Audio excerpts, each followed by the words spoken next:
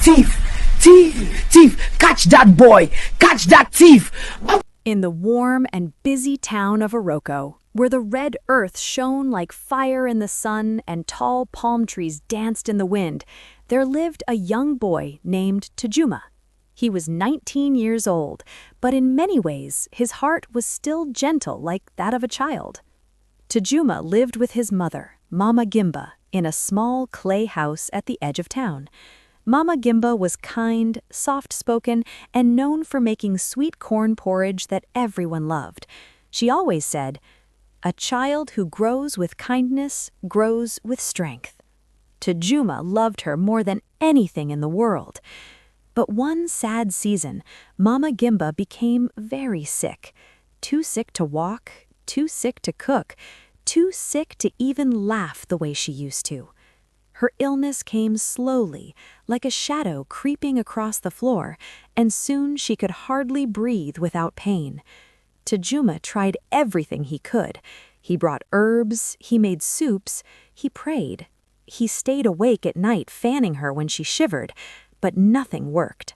He watched the mother he loved more than life grow weaker every day, and his heart hurt as if it would break.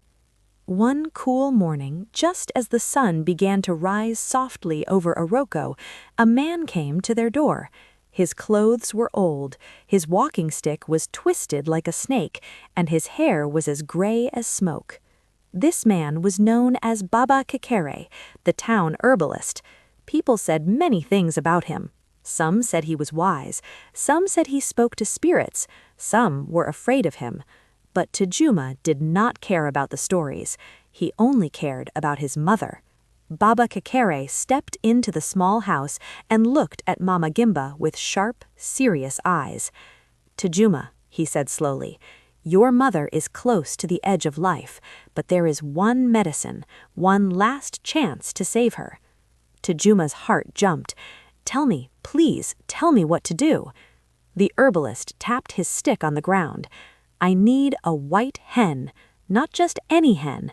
A white hen that is taken from the market while the sun is high, taken while it is still alive and still strong." Tajuma frowned. "Taken? But the hens in the market cost money.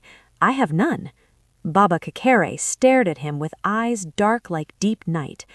"The hen must not be bought. It must be taken with your own hands, and it must resist. Only then will the medicine work." Tajuma's stomach twisted. He did not like what he was hearing. Stealing was wrong. His mother had taught him that since he was small. But he also knew she was dying. "Will this really help my mother?" he asked softly. Baba Kekere nodded. "Yes, but you must hurry. Bring it before sunset, or it will be too late." And just like that, the herbalist left with the wind. Tajuma sat beside his mother, holding her thin hand. He did not want to steal, but he did not want to lose her. Tears rolled down his cheeks. "I'm sorry, Mama," he whispered. "I don't want to do this, but I must save you." He wiped his eyes, stood up, and prepared to make the most painful decision of his life. The Iroko market was the loudest, brightest, busiest place in the whole town. People sold vegetables, fruits, cloth, beads, yams, spices, roasted meat, pepper soup, and all kinds of treasures.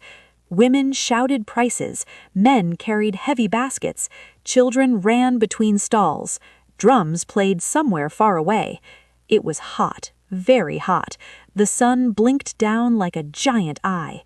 In the middle of all this stood Tajuma, his heart beating fast, his hands shaking, sweat rolled down his neck. He whispered to himself, "Just one chicken, just one, for Mama." He walked deeper into the market until he reached the section where chickens were sold.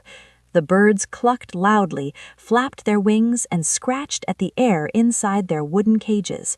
Then Tajuma saw it, a white hen, bright, feathered, alive, just like Baba Kekere had described. It walked back and forth in its cage as if waiting for him.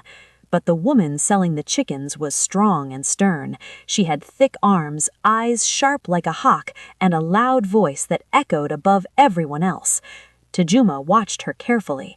He waited, and waited, and waited, until she turned around to argue with a man about the price of guineafowl. This was his moment. His heart pounded like a drum inside his chest. He stepped forward, opened the cage with shaking fingers, grabbed the white hen, and ran. The hen flapped wildly in his hands, screaming in loud clucks. People turned their heads. The chicken seller spun around. Then she saw Tajuma running with her hen. She roared, "Thief! Thief! Catch that boy!" The entire market exploded with noise. People shouted. Men ran. Children pointed. The ground shook with footsteps. Tajuma sprinted as fast as he could. He dodged baskets of peppers. He jumped over crates. He ducked under a hanging cloth. He could hear angry footsteps behind him. "Stop him! Catch the thief! Bring him back!" His breath burned. His legs ached. But he kept running. For his mother. Only for her. But destiny was waiting for him. A tall boy his age suddenly jumped out from behind a yam stall and tackled Tajuma to the ground. They fell hard into a pile of cassava, dust flying everywhere. The hen escaped from his hands and was quickly grabbed by another trader. Tajuma lay on the ground, dizzy, scared, and weak. Before he could get up, strong hands grabbed him. Dozens of people surrounded him, shouting and pointing. "Thief! Shame! He must be punished!" Tajuma wanted to explain. He wanted to cry. He wanted to tell them everything, but no one listened. And that was the moment everything in his life began to fall apart. The angry crowd held Tajuma tightly as they pulled him through the market. Some people shouted, some pointed at him, some just watched quietly with sad eyes. Tajuma felt very small. His legs shook. His heart felt heavy like a stone. He whispered over and over, "I only wanted to save my mother. I only wanted to save Mama." But his words were lost in the noise. The people took him to the marketplace elders, the 3 wise leaders who judged all problems in Oroko. They sat under a big shade made of palm leaves, sitting on carved wooden chairs. The elders were Chief Bada, tall, strict, and serious, Mama Dola, gentle, old, and wise, and Adekunle the hunter, strong, loud, and brave. The white hen was brought forward as proof of the crime. The chicken seller pointed at Tajuma with anger burning in her eyes. "He grabbed my chicken like a wild thief," she shouted. "My hard work cannot be stolen by boys who think stealing is easy." The crowd murmured loudly. Tajuma knelt on the dusty ground before the elders. His hands were shaking. Tears rolled down his cheeks. Chief Bada stepped forward. "Tajuma," the chief said with a deep voice, "you are accused of stealing a live chicken from the market. Did you do this?" Tajuma nodded slowly. "Yes, but I—" "Only answer what you are asked," Chief Bada snapped. Tajuma bowed his head. Mama Dola leaned forward gently. "Why did you steal, my son? You look like a boy with a good heart. What pushed you into this?" Tajuma's lips trembled. His voice cracked. "My mother, she is dying. I needed the chicken for a medicine. The herbalist—" Adekunle cut him off. "Which herbalist?" Tajuma swallowed. "Baba Kekere."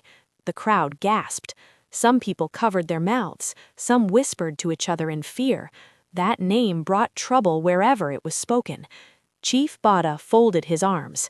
"So," said he slowly, "you stole for magic, for one of Baba Kekere's strange potions." Tajuma cried softly. "I didn't want to steal, but Mama can't breathe. I didn't know what else to do." Mama Dola sighed deeply, her old eyes soft with sadness.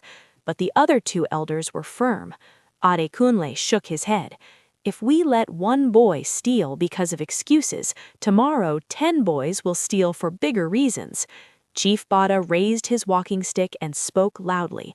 The laws of Oroko must stand strong. The crowd cheered. Tajuma's heart dropped. Then the sentence came. With a voice as hard as stone, Chief Bada declared, "Tajuma, for stealing in daylight inside the sacred market, you are sentenced to death at sunset." The world seemed to stop. Tajuma froze. The crowd gasped. Even the white hen flapped its wings fearfully. Tajuma cried out, "Please, no! Please! My mother needs me! She will die if I do not return! Please, I beg you!"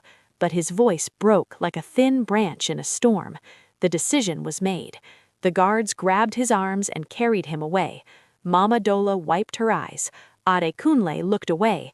Chief Bada stood firm, like a mountain made of iron.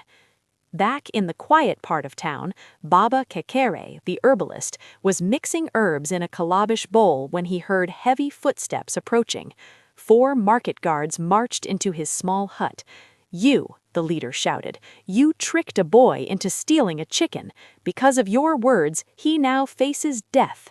Baba Kekere slowly stood tall, leaning on his stick. "Death," he said calmly, "for a chicken?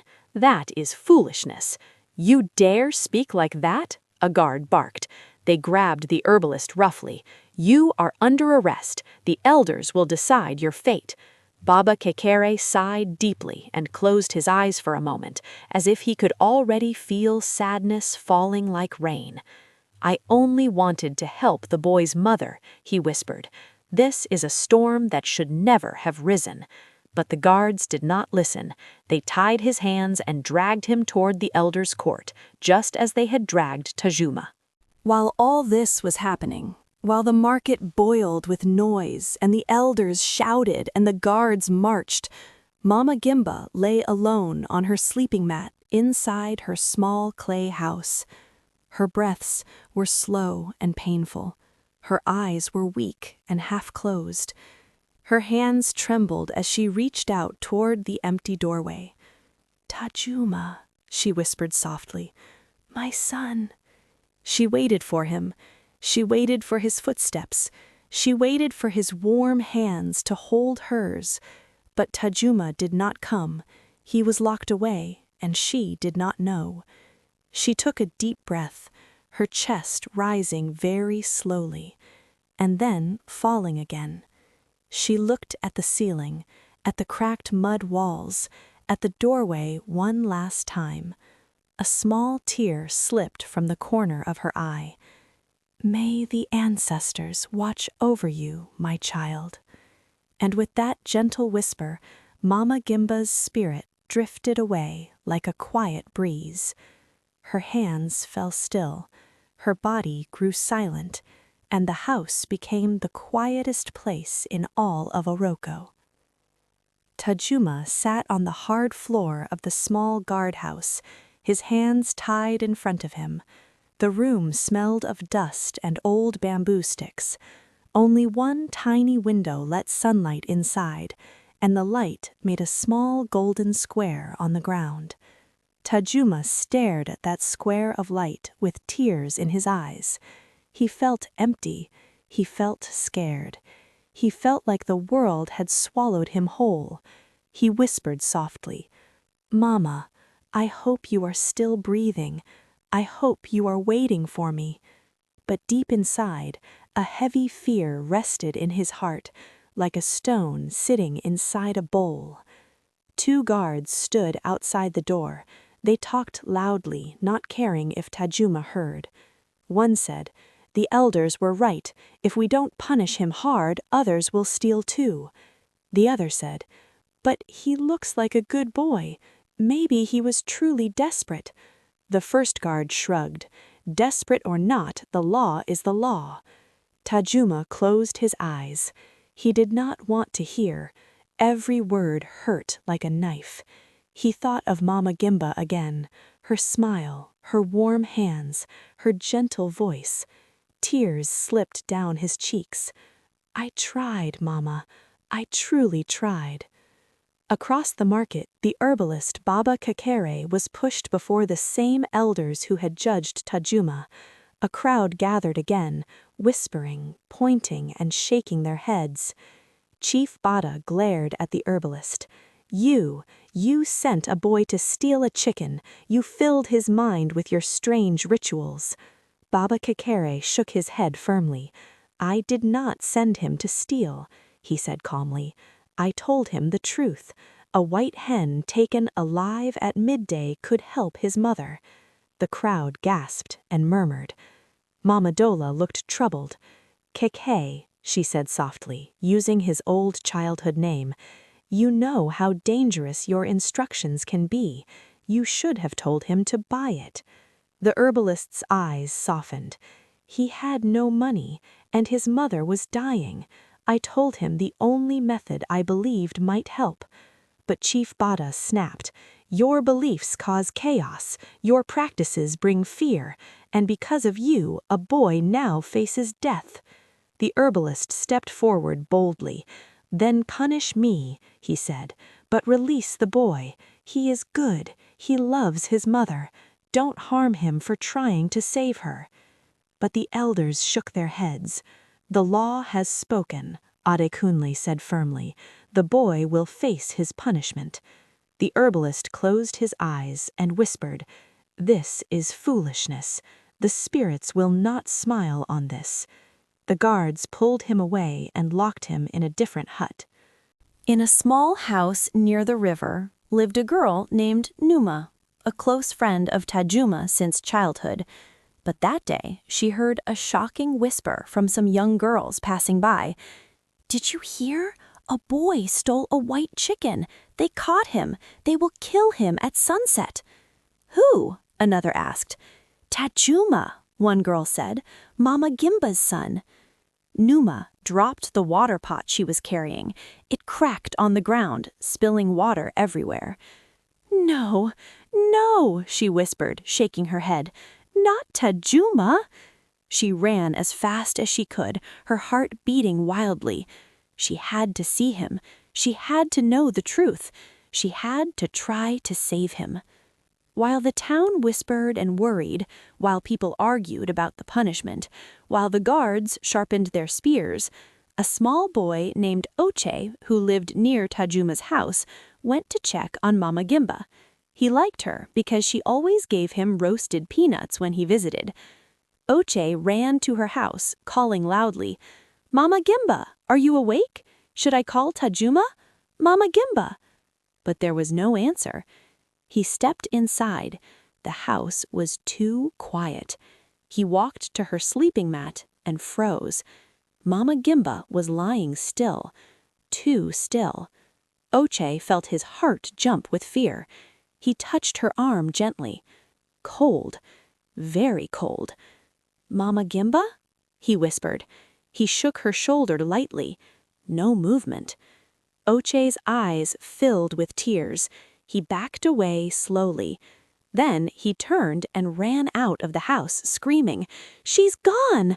Mama Gimba is gone! The news spread across the town like fire on dry grass. Did you hear? Mama Gimba is dead. Poor Tajuma. Does he know? He stole a chicken for nothing. What a sad fate. But Tajuma, locked behind wooden bars, heard nothing. He did not know that the person he loved most in the world had already left this life. The guardhouse door creaked open. Tajuma, the taller guard said softly, stand up. Tajuma did not move at first. He felt weak, empty and cold inside. It was as if all the strength in his body had already left him. But slowly, shaking, he stood up. His legs almost gave way, but the guard held his arm to keep him steady. As he stepped outside, the air felt colder than before. Even though the sun still glowed red, Tajuma shivered. The villagers watched in silence. Some shook their heads sadly. Some wiped tears from their eyes. Tajuma walked with small, slow steps. He did not look at the people. He stared at the ground. The whole world felt heavy on his shoulders. The villagers gathered in the large square where special ceremonies were held. Tonight, it felt nothing like a celebration. It felt like a dark cloud had settled over everyone's hearts. A wooden post stood in the middle of the square. 2 guards stood beside it with ropes. Tajuma was led toward the post. People whispered, "He's so young. He looks so scared. This feels wrong." But the elders made their choice. Ah, his poor mother. May she rest well. The crowd didn't know she was already gone, and Tajuma still did not know. The 3 elders stepped forward. Chief Bada looked strong, but his eyes were troubled. He did not like this moment, but he felt he must act. Adekunle the hunter stood tall, gripping his spear. He did not smile. His face was dark with worry. Mama Dola leaned on her walking stick, her old eyes shiny with tears. Chief Bada raised his hands. "People of Oroko," he said, "we follow our laws to keep our town safe." The villagers murmured quietly. "This boy," Chief Bada continued, "stole a chicken in broad daylight. Many saw him. He broke the rules that protect us all." Tajuma lowered his head. "But," Mama Dola interrupted gently. The crowd turned to her. "This child did not steal for greed. He stole out of fear, out of love. His mother was sick. He thought the hen would save her." Whispers spread everywhere. "Then spare him. Yes, spare him. Show mercy." But Chief Bada shook his head. "If we break the law once, who will obey it tomorrow?" Mama Dola frowned. "Laws must protect people," she said softly, "not destroy them." But the decision had already been made. Adekunle stepped forward and pounded his spear on the ground.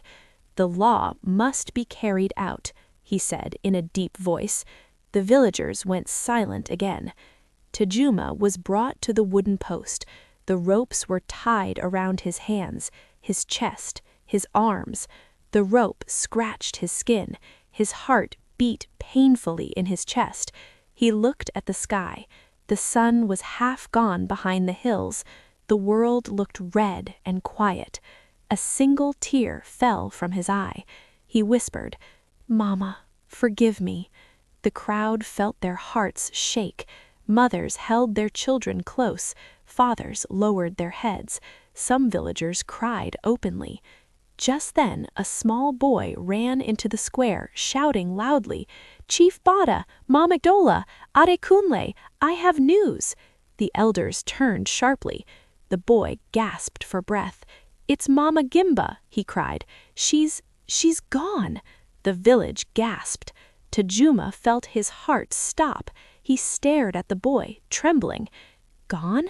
asked Chief Bada. "Dead?" "Yes," the boy said. "She died this afternoon. Oche saw her first. People are gathering at her house."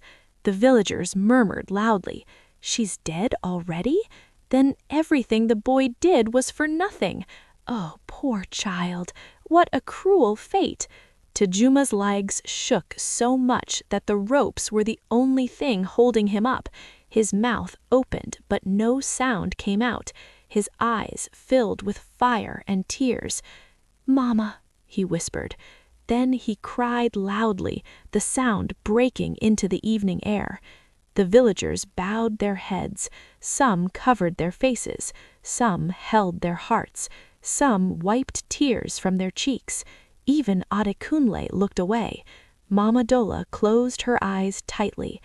Oh, the poor child. He tried to save her, and she left before he even knew. The elders felt the sadness in the air. It was heavy, like a blanket placed over the whole village. Mama Dola turned to Chief Bada. "We must stop this punishment." The guards waited. The villagers waited. The sky waited.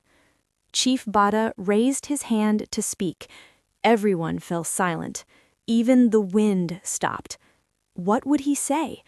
Would the boy be saved, or would the law remain unbroken? The whole village held its breath. Chief Bada opened his mouth, and then everything changed. Chief Bada stood before the crowd. His lips parted, but no sound came out. He looked at Tajuma, then at the villagers, then at the darkening sky. His hands trembled. Everyone waited. The silence was so deep that even the smallest leaf falling to the ground seemed loud. Chief Bada swallowed hard. He tried again to speak, but he stopped. His eyes looked wet. For the first time in many years, the strongest man in Oroko looked unsure. Mama Gimba stepped beside him quietly. "Bada," she whispered, "your heart is fighting your head. Let your heart win." He stared at her. Then he looked at the villagers again. Their eyes were pleading. Some were crying. Some had their hands clasped in prayer. And Tajuma? Tajuma stood weak, tired, broken, and afraid. Chief Bada closed his eyes. He took a long, shaking breath, and finally he opened them again. Chief Bada lifted his hand slowly. People leaned forward. Even the torches seemed to flicker in suspense. And then, in a loud, firm voice, he shouted, "Enough!" The villagers gasped. The guards froze. Mama Gimba smiled softly. Adekunle lowered his spear. Chief Bada continued, "I cannot let this child die. Not like this, not today. My heart refuses it." A wave of relief washed through the crowd. Some people cheered, some cried, some fell to their knees thanking the spirits. Nama covered her face and sobbed with joy. Tajuma's eyes widened. He blinked as if he couldn't believe it. You mean I will live?" he asked in a shaking voice. Chief Bada nodded. "Yes, Tajuma, you will live." Tajuma burst into tears. His knees gave way under him, but the ropes held him up. Mama Gimba signaled the guards. "Untie him," she said gently. The guards quickly moved forward. They loosened each rope slowly, carefully. First the arms, then the chest, then the wrists. The ropes fell to the ground. Tajuma's body sagged. He was free, but he was too weak to stand. The guard caught him before he fell. The villagers clapped softly as he was helped to his feet. Nama rushed forward. "Tajuma," she cried, "you're free. You're really free." She threw her arms around him. He held her weakly. "I thought I would never see the sky again," he whispered. She hugged him tighter. Chief Bada said, "But people of Oroko, we can all clearly see that the main person behind all this havoc and confusion is Baba Kekere. Hence, Baba Kekere must be brought to judgment, so that more of these will not happen again. By this time tomorrow, the guards will bring out Baba Kekere and he will be beheaded. If you are with me, shout yes." The whole villagers, without hesitation, shout with a loud voice, "Yes!" And just as said, the villagers witnessed Baba Kekere beheaded. The story became a widespread sensation, and Tajuma found favor home and abroad. Mama Gimba was given a befitting burial,